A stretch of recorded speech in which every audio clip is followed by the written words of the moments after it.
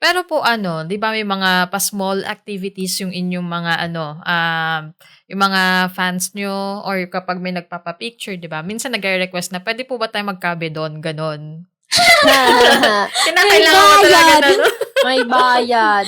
Oh, Opo, ano kasi yun, Fan eh, parang service. fan service na kasi yun, eh, parang big deal na yun sa community yung mga gano'ng bagay, eh. Mm. Kaya yun, kahit apakan mo sila may bayad Mm. yun, Hindi puwedeng libre yun kasi ano Mm. siyempre we're going out of our way para gawin Mm. yun para sa Yung inyo. iyong Fantasy. oo, kumbaga fetish, kumbaga sa Mm. ibang tao. Hindi naman po kayo na-o-awkward na gawin yun?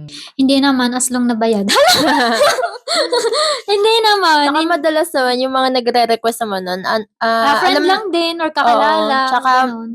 more on sila kasi yung mga may alam na ng, kumbaga boundaries 'pag Mm, nagre-request ng mm, gano'n. Sanay na mm. silang gano'n kaya ano na sila kumbaga alam na nila yung boundaries mo. Mm. Hindi na naman nava-violate. Not unless mga normie na, "Hala gusto ko din ng ganyan." Mahirap yun. Oo, yun mahirap, eh, 'pag sa event tapos siyempre hindi naman halimbawa yung mga normie na hindi Mm. naman talaga na-attend ng event or wala Mm. naman talagang alam sa cosplay, tapos makikita niya, "Hala bakit gano'n siguro Oo. puwede din ako." Yun gano'n, yun ang Mm. mahirap, eh.